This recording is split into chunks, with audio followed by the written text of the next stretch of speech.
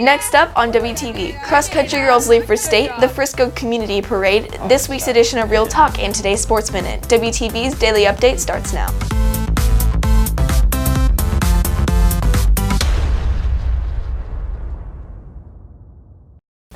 Good morning, Red Hawk Nation. Today is Friday, November 8th, and I'm Alyssa Murphy with today's Daily Update, brought to you by Wingspan TV. Hours and hours of training, thousands upon thousands of steps, adding up to hundreds of miles. And now, all the work is going to be put to one final test as 3 Red Hawks go for a title tomorrow in the UIL Cross Country State Championship. WTV's Walker Shippey has the story.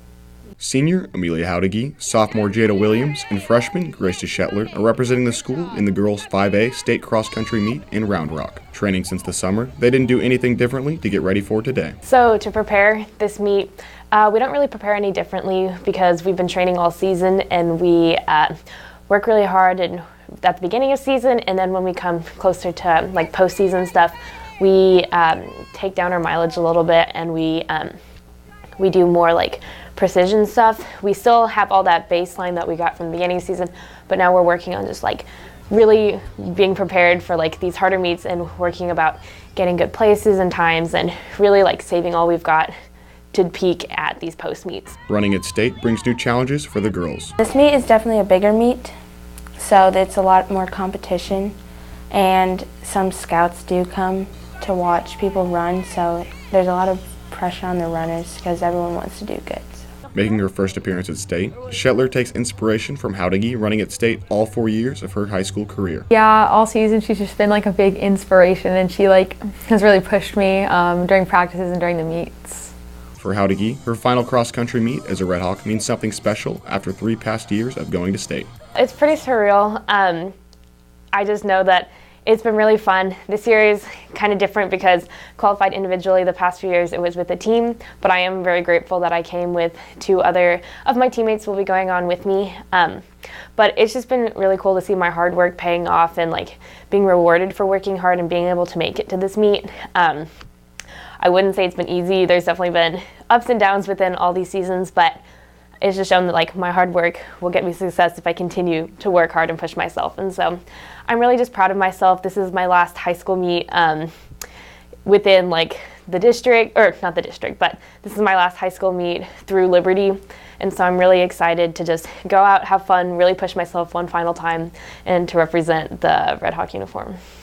The meet takes place tomorrow at Old Settlers Park in Round Rock, Texas, with 5A girls starting at 1:10. Reporting for WTV, I'm Walker Shippey. More from Walker Shippey and the WTV Sports Minute in a few minutes. While 3 Red Hawks are getting ready to run for a state championship tomorrow, other Red Hawks will be taking part in Frisco's annual community parade. WTV's Kirthi Gumati has the details. Frisco's annual community parade is tomorrow. This year's theme is Frisco like no other. It'll start at 10 a.m. in Toyota Stadium and travel east on Main Street, ending on North County Road. Traffic will not be able to travel on Main Street and will not be able to cross to the other side of Main Street. The parade features floats, the high school's homecoming courts, football teams, marching bands, cheerleaders, team mascots, and drill teams. There will also be local businesses, civic organizations, youth sports teams, scouts, and Frisco fire and police vehicles. Reporting for WTV, I'm Kirthi Gumati. On this week's edition of Real Talk, WTV's Sydney Andros hits the halls to ask students about the season of giving.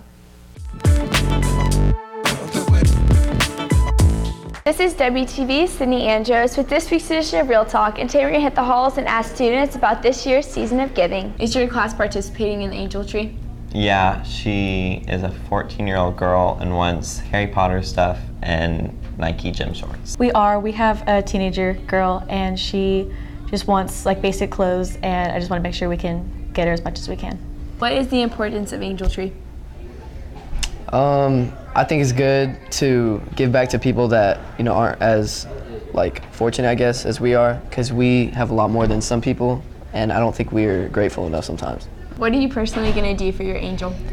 I'll probably just either get her a gift card to like Target. I just want to get her like some basic clothes, like just regular colors, just some stuff that she'd be comfortable in, especially some stuff that she can have for the winter, stuff that'd be durable that she could keep for a long time. And what is the importance of the season of giving?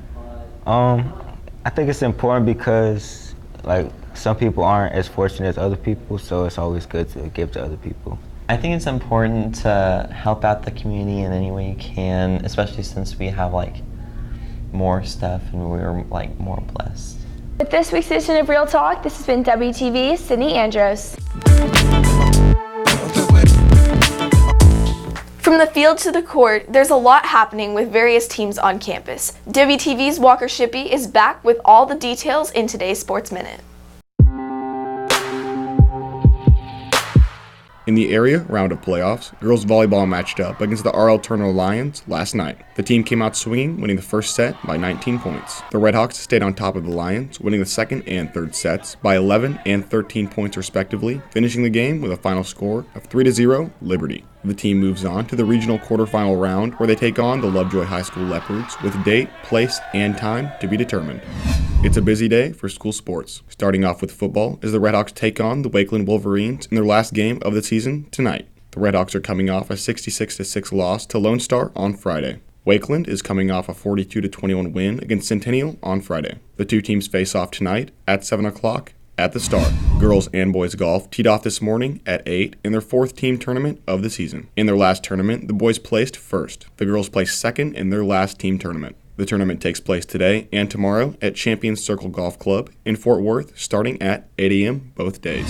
And finally, the girls basketball team tips off their season tonight against Mansfield Timberview. The matchup takes place at 7 o'clock in the Nest. For WTV Sports, this is Walker Shippey.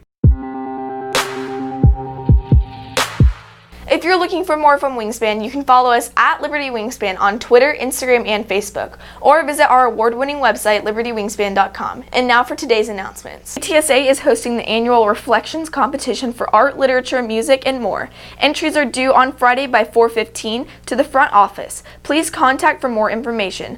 If you are interested in trying out for boys soccer and are not currently in the soccer class, please see Coach Kaiser in room C112 before school or during advisory no later than Monday, November 18th, or you will not be able to try out. The next NHS meeting is Wednesday in the auditorium in the morning or during advisory. The library is hosting a Scholastic Book Fair this week. Items can be purchased online at the link below. That's it for today's Daily Update. This is Alyssa Murphy for Wingspan TV.